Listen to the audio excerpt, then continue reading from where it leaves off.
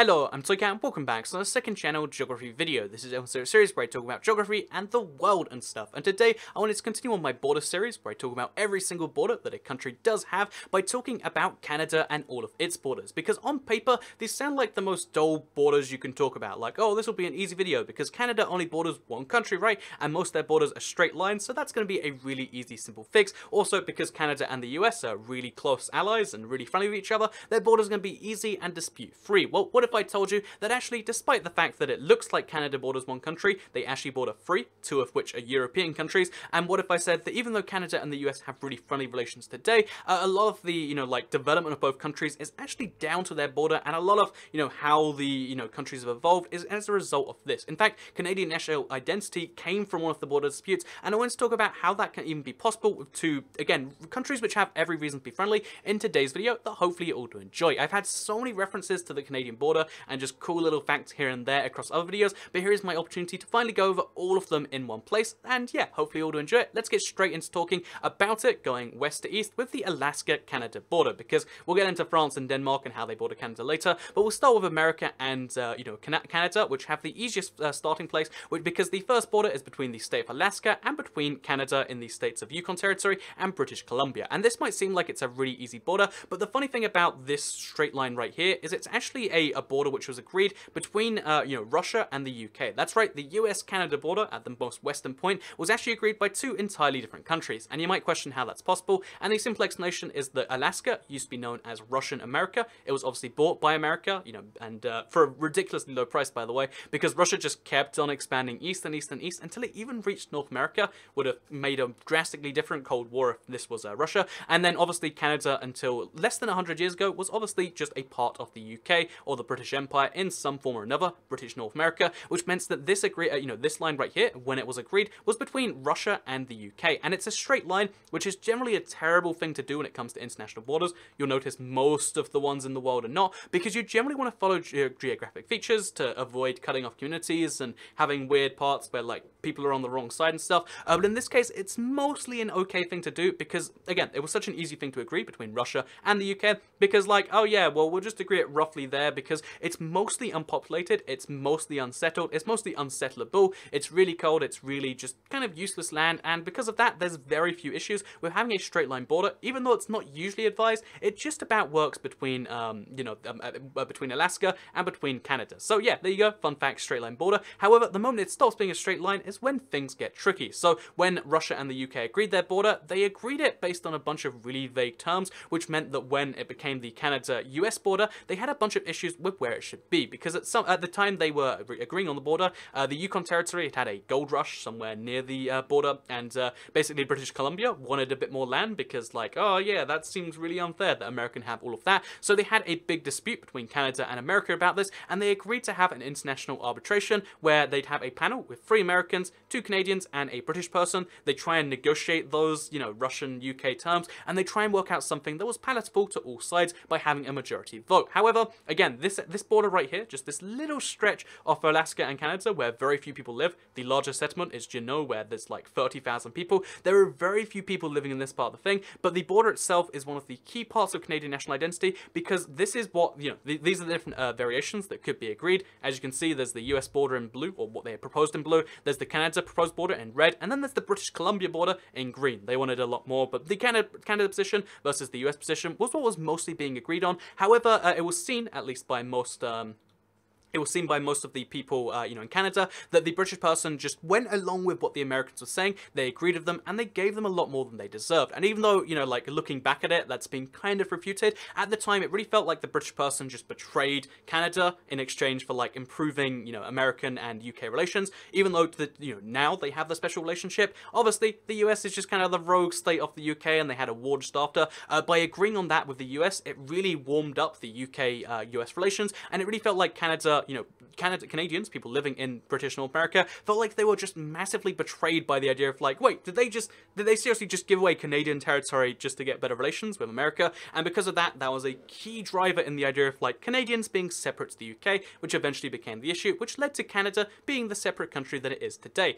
So yeah, there you go. Fun fact, this tiny bit of border really did define how Canada to this day exists, even though the ending borders didn't matter and don't really matter to this day, because, you know, having a port for the gold would be really nice, you know, and would have been nice back then. It realistically doesn't affect the countries too much, and most of these places are remote and unsettled and not really gone to that much, but it is something which causes some contention. And as a fun fact, before we leave the little panhandle of Alaska, which is this part right here, because of the fact that it goes so close to the sea here, most of the Alaskan panhandle, this part right here, cannot reach the rest of Alaska by road without going through, you know, Canada in the first place anyway. So there you go. It's a practical exclave of the US, because you'd have to like walk over a mountain. It's technically possible to get there, but you have to like walk over very, very thin stretch here, and realistically no one does it, and you have to go via seaplane or via you know, a road through Canada to get to the rest of the US, and that is the Alaskan Panhandle, key defining point in Canada-US relations and really the development of both countries. So again, following that on, let's talk about the next border here,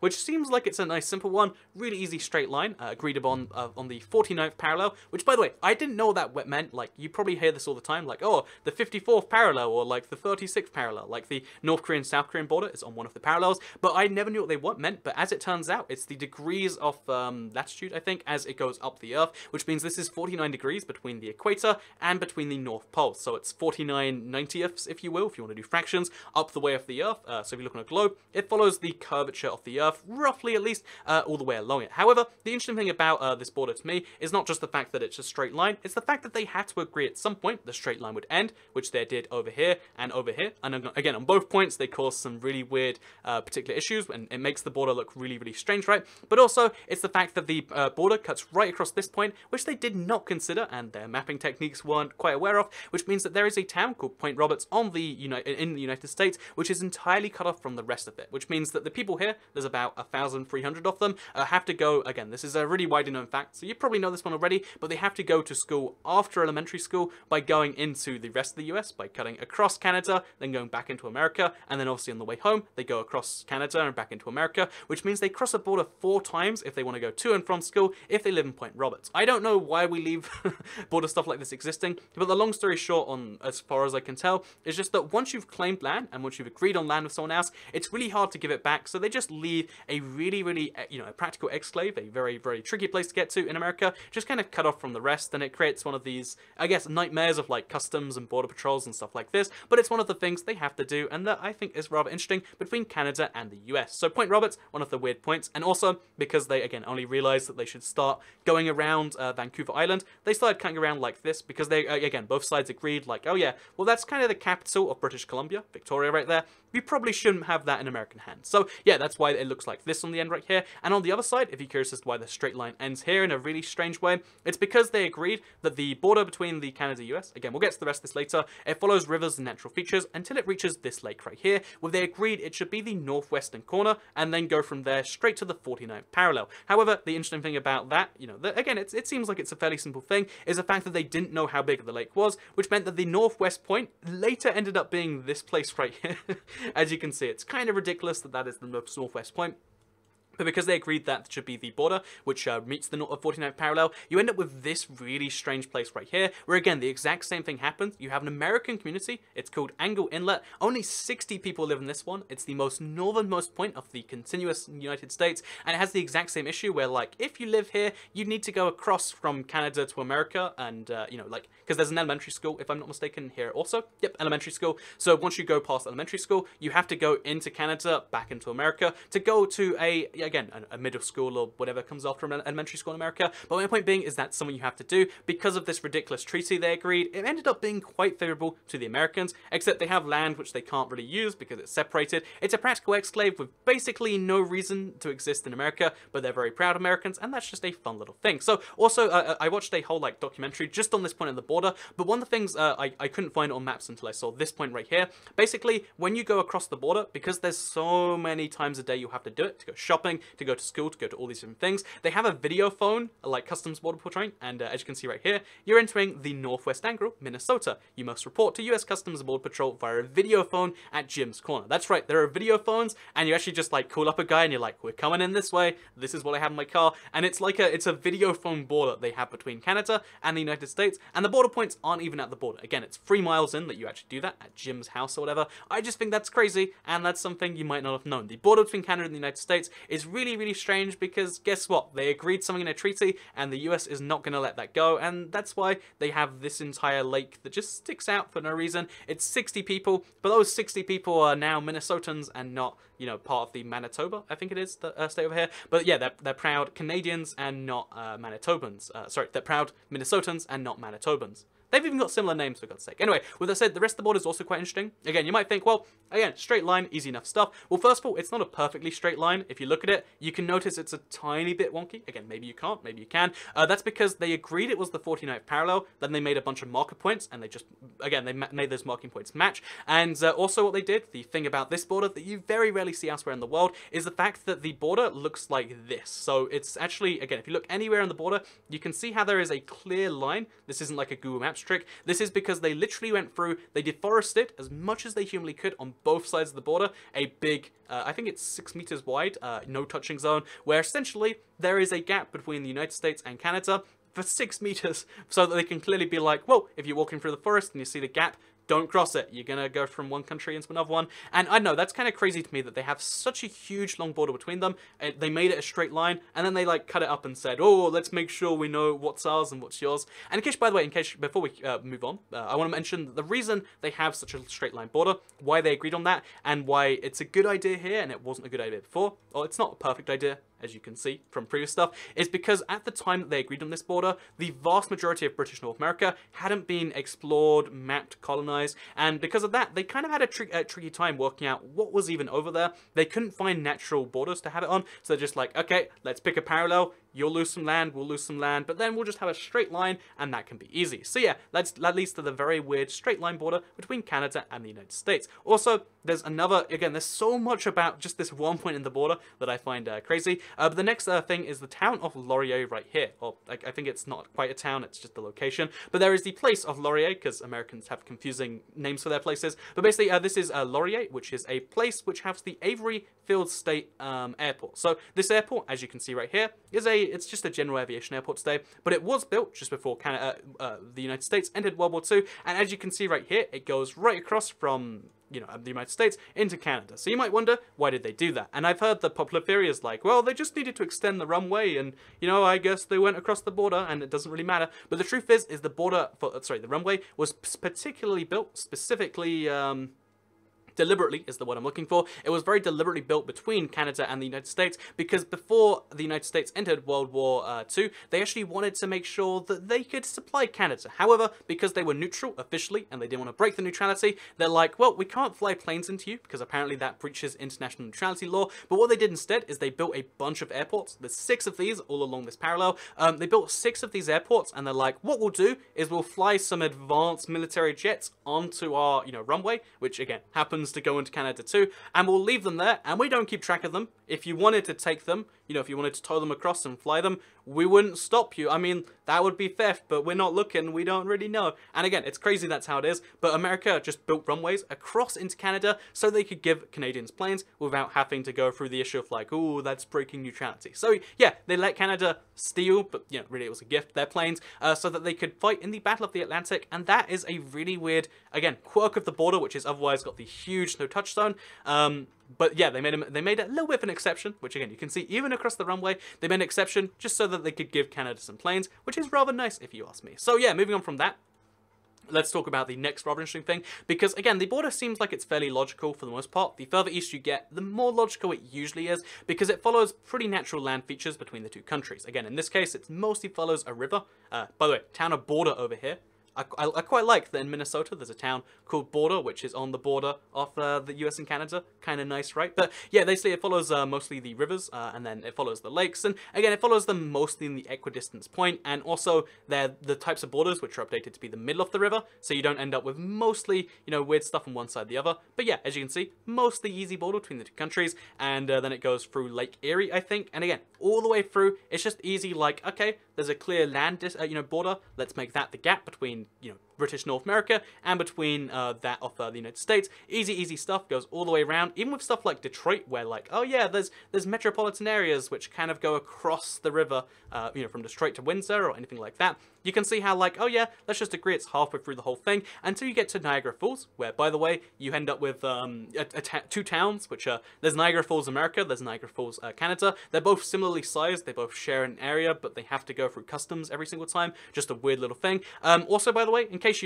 I know you know Niagara Falls, but it's the world's largest waterfall. It has some ridiculous merit like that, and it looks like this. I've been there before, I've been to Canada before. I recommend Canada very highly, but the Niagara Falls is one of the things where you're like, it can't be as good as it seems like it is, but it's actually just huge, and it makes rainbow effects appear, and it like breaks your eyes basically. So yeah, go see Niagara Falls from the Canadian side though, because it's better than the American side. There's just like a big, you know, bridge jutting out on the American side, but you can actually like see it up close on the Canadian side, and it looks pretty darn nice. And yeah, Niagara Falls, fun little fact, it's the same side in both borders. So yeah, moving on from that, it again goes up through across Canada, across Lake Ontario, until it reaches the 45th parallel. So again, it goes across another straight line here, and this straight line caused so many problems for both sides. First of all, it's not actually on the 45th parallel. They agreed it would be the 45th parallel, and then it caused a bunch of issues, so they moved it down a bit. And one of the funny things is, when they agreed it was the 45th parallel, the president at the time agreed, okay, well, we just had a war with Canada,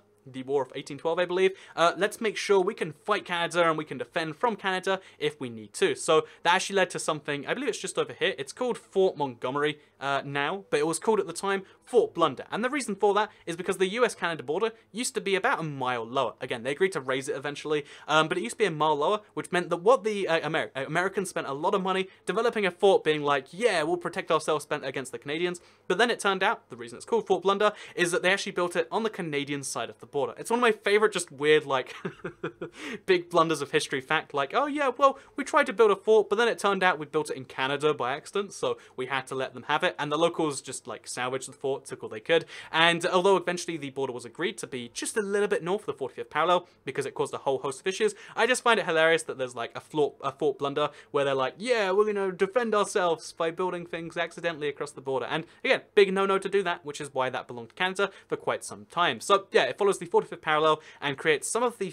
funniest, weirdest, there are very few places in the world where stuff like this happens. For instance, there is a street, the border line of the street actually cuts across the middle of the road, as in literally, you know, where the white lines are on the road, that is what the border cuts across on Rue Canusa, which means that this is one of the very few streets in the world. You know, a lot of Americans laugh the idea of like, oh ho ho, when you go from like, you know, European countries to the other, there's nothing there. You should have big walls. We love building our walls. But between Canada and between America, there is this street right here. The yellow lines, as it apparently is in America, are actually define the end of one country and the start of another. So on one side of the street, you have people who live in America. As you can see, they've got American flags, because of course they do. And then on one side, we have people who live in Canada. So this is a Canadian house, this is an American house. That's an American house, this is a Canadian house, and that is just, again, administering that is so, you know, nearly impossible. The street signs on this side and the infrastructure on this side is Canadian. On the other side, it's American. Look, that's an American tree, that's a Canadian tree. They're different trees.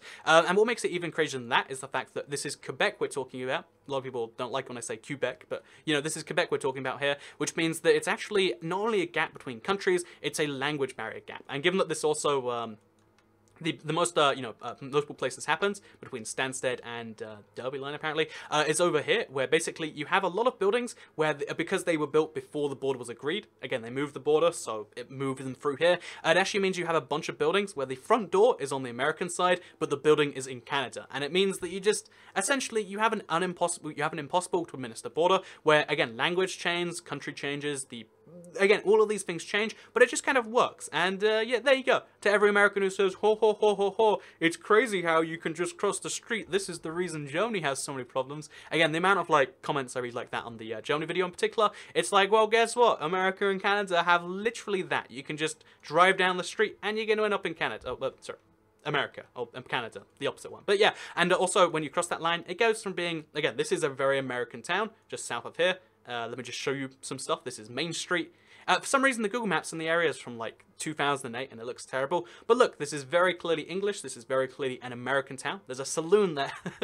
Is that a real thing America has to this day? But there's a saloon there and stuff like that. If you look on the other side, you'll see how like everything, because Quebec in particular has really strict language laws. You'll see how like even stuff like, oh yeah, stop signs say like "Arrêtez-vous" instead, or like "Entrez" instead of "Entry," and that's kind of a weird thing. Also, even if you're in Canada and you don't have permission to leave Canada, you do have permission to go to the Haskell Free Library and Opera House. It's one of the few things in the world which is called a line house. As you can see right here, the front door of the building is in America, but the emergency exit is in Canada, and the stage is in Canada. So you have permission from the Canadian government and the American government, if you live in Canada, to go here, watch a play, as long as immediately you have to go straight from there back into Canada. So there you go, a town that's cut in half by a border because it was agreed along a straight line. This is why they're generally a bad idea. Do you want to have, like, again, look at this, like, this is the United States right here. This is like, that's just weird stuff where it's like, this is not a good idea. And the fact that like a street goes halfway between, you know, French Canada and, you know, British America, or like English America, sorry, like in terms of language, it's just kind of crazy. And it's a thing you might not realize happens in, again, a country which a lot of people claim has like the best borders or whatever. You don't have the best borders, you have this, which is cool, but it's also the opposite of what you think it is. So yeah, if you follow the border along, it has more like funny things like that, because there's just a few houses built across the border. Like again, right here, you can see how it's like the tiniest bit of this guy's house happens to be in Canada. Like, oh, if I touch that wall, my hand is in Canada, I'm breaking immigration laws. I do that all the time if I live there. But yeah, basically, as you can see, it happens all the time like that until it reaches this point right here. So the Maine and Maine-Canada border is one of the hardest things to research, and one of the hardest, I guess, and one of the weirdest, I guess, looking points of the US-Canada border, because it mostly follows straight lines, then rivers, then straight lines again, until it reaches right here. So why is this border like this? And the long story is that, well, they kind of fought a war over it. By the way, here is Fort Blunder. I forgot to show you, but this is Fort Blunder as it is today. Very overrun and useless. But basically, let me show you the reason that Maine is like that, because essentially, you know, again, you gotta bear in mind, at the time, British North America was being colonized from a bunch of different places. They started somewhere, then expanded out, and Maine was a part of Boston when the 13 states rebelled. So when it came for the US and the UK to agree on where the borders ended, they never really came to an agreement until they had a war, and the war happened to be won by America. So even in spite of that, this is what America claimed. They wanted their land to go all the way up till it reached the river at that point. Again, kind of cutting off parts of Canada from the other. You know, Britain agreed that it should be much more reasonable. Again, look kind of like the straight line they have for the rest of it. And because America won the war, they kind of got most of what they wanted. So again, red is Britain's line that they wanted, and blue is America's line, and green is what they agreed on, which again, for a country that won a war, they got, I guess, sorry, that lost the war, they got a pretty good deal out of it. But it means that you have this really weird situation where, because Maine is a really sparsely populated state, it's one of the least populated, they have a lot of weird things of their, like, the way they do all that stuff. It means that you actually have a, you know, again, the Canadian state on the other side, New Brunswick, and then Quebec, again, it cuts across both of them, is actually way more populated. So you can see how, like, oh yeah, if it's in, you know, New Brunswick, there's just real towns and stuff along the border, whereas there's pretty much no population density at all going along the American side. So there you go, fun little fact. Also, Frenchville is on the wrong side of the river. But yeah, basically, there you go, fun little fact. As you can see, the Canadian side is just much more populated than the American side, and the reason that it exists and stops there is because they were forced to. So yeah, moving on from that, let's talk about the final points, which moves us on to the territorial disputes section, because we actually have, again, it follows the river, by the way, from here on out. Easy stuff to define, because it juts out and in, back to rivers. But then over here, you can see how we have the interesting point of the river, the islands right here. So it's called Machia Seal Island, and then there's another island. But basically, these islands are both under the agreement that, like, oh yeah, well, neither the US nor Canada owns them, but also both the US and both Canada own them, because they have a big dispute over who they should belong to. Because essentially, whether the border follows like this, or whether it cuts a little bit like that, kind of defines where America ends and where Canada begins. They never agreed it, and there's an island here, and it's not a big deal, but Canada built a lighthouse, and America says, no, you shouldn't have built that lighthouse, it's our lighthouse. And every now and then, especially during the World Wars, America went and they occupied the lighthouse. But realistically, it's just like, well, let's just hope that we don't, you know, find oil or something there. And yeah, fun fact, if you're born on this island, you can claim dual Canadian and American citizenship because they both claim it. They'll both let you claim their citizenship, which means that you can be a Canadian US citizen. And all you have to do is be born on this random island which just has a lighthouse. So there you go, fun little thing that you can do. So Canadian administered, but America still keeps a claim, and it could just cause some huge issues if they don't fix it, which they don't intend to. So yeah, let's hope that doesn't go too badly. By the way, before we move on, I just want to mention, because this is one of my favorite facts about, like, Nova Scotia, I didn't know this until, like, a year ago, but Nova Scotia is Latin for New Scotland. So, yeah, there's New England and there's New Scotland. Isn't that wonderful? So, yeah, moving on from that, we have the Canadian-French border. So you might be like, it's like at Canada, France, I mean, like, I hate to break it to you, but they can't just define the Atlantic as their border. Well, actually, France exists in, or very near to Canada, because one of the colonies of France that they never let go is Saint-Pierre and Miquelon. So this is the place right here, or Miquelon. As you can see, it's a couple of islands, or like, again, it's, I don't know how you define the gap between them, but basically, that's Saint-Pierre, this is Miquelon apparently, but it's a couple of islands, and it's quite interesting because very few people live there. There's 5,000 people that live there, but France never let go of it, and France claims this is just French territory. In the same way, like, oh yeah, well this is Canada, this is Canada, that's Canada, that's Canada, this is, you know, that's France, that's France, that's France. And again, so officially their president is Macron, they can vote for that. They use the euro. Again, it's super strange, one of the very few places here. And even though only 5,000 to 6,000 people live here, it's just one of the very weird places in the world where, like, oh yeah, there's just France in North America right next to Canada. And even though there is a French-speaking bit of Canada, Quebec, for the most part, they don't speak the same French as France, whereas here they speak closer to French. So a lot of American and Canadian students actually fly here to speak French to the locals to learn some French. That's the one reason, as far as I can tell, it exists. There's very little to actually do here. I looked into flying here once, but it's like, oh yeah, you have to request a flight and then pay like $400 to $500 for like a 30-minute flight that only flies like 3 days a week. Basically, visiting this place is tricky, its existence is confusing, and it's just one of these things where it's like, France, we still keep hold of that forever, please. Thank you very much. So, yeah, there you go, Saint-Pierre and Miquelon, the islands still owned by France, and as you can see, they have a very clearly defined maritime border with Canada. It's not a land border, it's just a maritime one. So, finally, the last country is the Canada and Denmark border. So, this is an interesting border because it comes down to the fact of like, oh yeah, so Canada borders Denmark, and you might be like, well, Denmark, there's Canada, but the truth is Greenland is not its own country, like a lot of people, a surprising number of people think. Greenland is actually one of the parts of the Kingdom of Denmark, and even though it has a lot of autonomy, and eventually, you know, in 50, 100 years, you would see it be independent, most likely, especially if they find oil.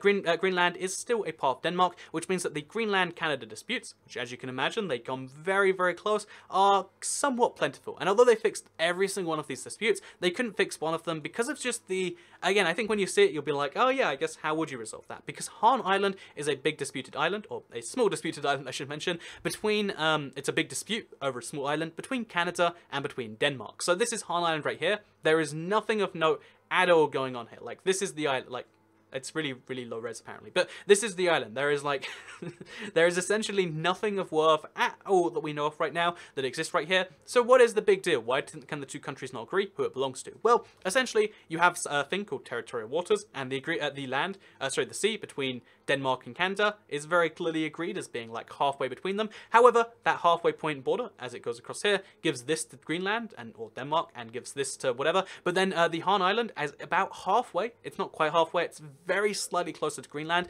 It's halfway between them, which means they would have a border slicing across it. And which, you know, basically both sides kind of claim they have a share of the island and like they own it all, and it's one of these huge things where like both sides just refuse to let it go. And although there's nothing going on right now, it is still a huge point of contention between Greenland and between Canada. However, because both countries don't really have huge interests up here, it's something that's like kind of a cold dispute. And you probably heard the funny like story of like, oh, look at this, Canada and Denmark used to leave a bottle of Canadian club and Denmark left some Danish schnapps. But the truth is, I cannot find any evidence that that was, you know, like an honest thing. Like, I looked into it and I found, because again, it says here like, oh, Canadian Department of National Defense. No, there is no truth to this story that I could find. I looked into it so much thinking, is this a real thing? But no, they don't actually go onto the island and leave like a note vote saying, haha, it's our island now. It's a serious international dispute that just came from like one Danish politician that claimed to have been there, but he had made like a half joke in a book that is being quoted everywhere. I don't understand how everywhere can just quote this thing without source, but they still do apparently. My point being is this island is just this huge dispute with a funny story behind it, but the funny story isn't true, and the real story is just that, like, well, let's just hope that they don't find oil again.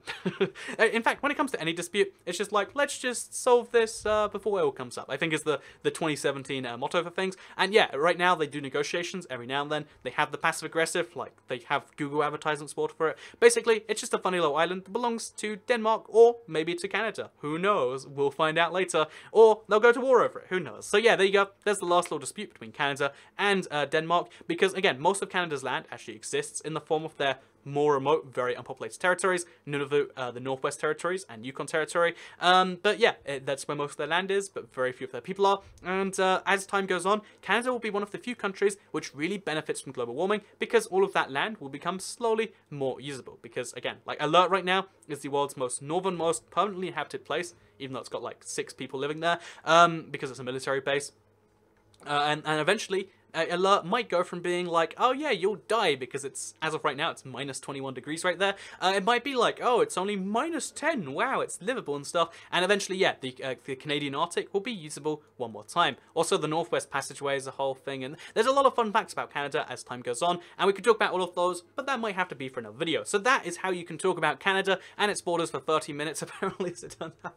My apologies, the video is getting longer and longer, but there's just so many intricacies of the border between countries. Like, I find just them fascinating to go on about, and I'm sure I've missed something even despite all of that, but I hope that you learned something about Canada and its borders. Before we go, given that I spent 30 minutes, let me just have 1 minute to plug Canada and how much I love the country, because, okay, I've only been there twice. I'd like to go another couple of times for both Quebec and for the weird, like, Atlantic territories. However, the things that I love about Canada is that it's all of the good things of America, but you don't have to go to America. It's less American, there's less, I guess, nonsense, which is always a good thing. Less nonsense, pro tip, want a lot of that. And the other thing about Canada that's kind of great is the fact that, or at least Toronto, I love this more than I love most things in the world. I love this more than I could ever love another human being. The Toronto has a system called the PATH network. It stands for something, but it's an underground, so unlike how countries have metros, Toronto does too, they have the PATH in Toronto. So because it's such a cold city, in the winter, the winds are so cold. I went in winter, very bad, don't recommend it. Essentially, they have this underground network, it looks like this, as you can see, between every single building in downtown, as they call it, and it means that there is a way to get from pretty much anywhere to anywhere else, going underground instead of above ground, which means you can walk across the city while being warm, and also because it's just filled with shops and stuff, it's like, I don't know, I feel like this is the future of society. We're gonna get nuked one day, and the PATH will survive, and I just wish I lived in Toronto, or like, I wish I lived somewhere that had something as cool as the PATH, but I don't, and I'm jealous if you live in Toronto. So yeah, there you go. Fun fact. Hope you all enjoyed the video. Like if you liked it. Wait. Second channel. Don't care. Goodbye.